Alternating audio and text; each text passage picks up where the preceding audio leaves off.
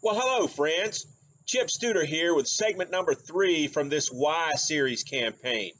My local friends here in Franklin County that are going through the series at Franklin Heights Church will be familiar with this card that asks the question why at the top and then gives us these 5 points that we find ourselves working through in this process of asking God the why question.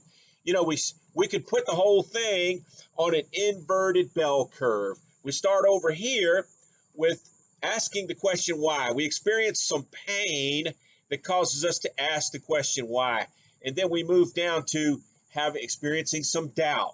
And when we don't get the answer we want just right away, all of a sudden we find ourselves down here in the pits of despair. But you know, the good news is when you find yourself at the bottom, there's only one way to move, and that's up. And so eventually we'll come up and God will move us to a place of redemption. And then ultimately we find hope in Jesus Christ. Aren't we glad that we can look to Christ for hope?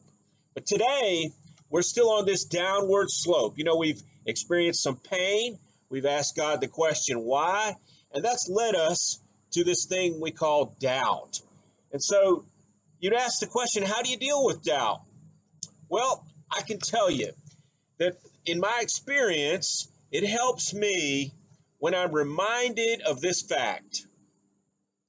God does not owe me or you the opportunity to define success. It's right here in the scripture. If we'll look, there's a well-known passage of scripture right in the middle of Matthew's gospel, chapter 14, where Jesus walks on the water in the middle of the storm. He comes to the disciples in their despair. They're in the middle of this storm, scared to death. And here he comes walking on the water. And even then, when he manifests himself to them, they doubt him. But eventually, Jesus asks Peter to step out of the boat and walk on the water. And Peter, in obedience, does so with his own definition of what success might be. Let's pick up the story in Matthew chapter 14 and verse 25, where we find these words.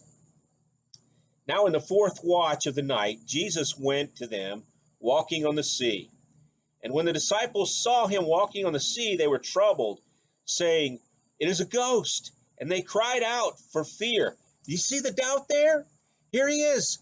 He's showing himself to them. God himself has appeared to them in the form of the Son, Jesus Christ, walking on the water. Yet there's doubt in their minds. But immediately Jesus spoke to them, saying, "Be of good cheer. It is I. Do not be afraid." And Peter answered him and said, "Lord, if it is you," see the doubt, if it is you, Peter's being doubtful here. He says, "If it is you, command me to come to you on the water." And Jesus said, "Come." And when Peter had come down out of the boat, he walked on the water to go to Jesus. You see, that was Peter's definition of success. Peter thought that he was going to step out of that boat and just hopscotch from wave top to wave top, all the way from the boat to Jesus. And it was going to be nice and easy and simple, and he could do that. But look what happens. When Peter saw the wind was boisterous, he was afraid and began to sink. He cried out, saying, "Lord, save me." You see, Peter's circumstances got a little bit uncomfortable. Things weren't quite as easy as he thought they were going to be. Things weren't turning out the way that he expected.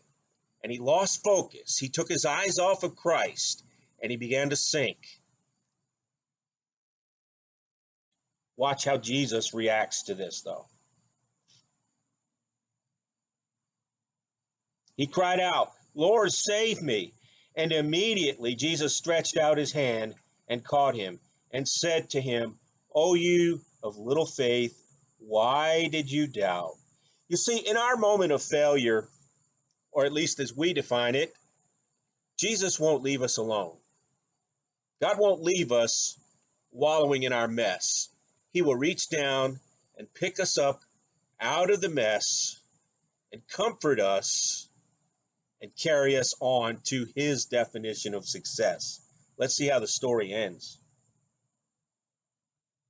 And when they got to the boat, that is, when Peter and Jesus together got to the boat, the wind ceased. There was peace when they were together. Then those who were in the boat came and worshiped him, saying, "Truly, you are the Son of God." You see, when Peter allowed Jesus to define success, the two of them were able to walk together back to the boat and get in the boat and influence the other's disciples. You know, a long time ago, when I first got hurt and I find myself in 3 or 4 months of rehab, I would have defined success completely differently.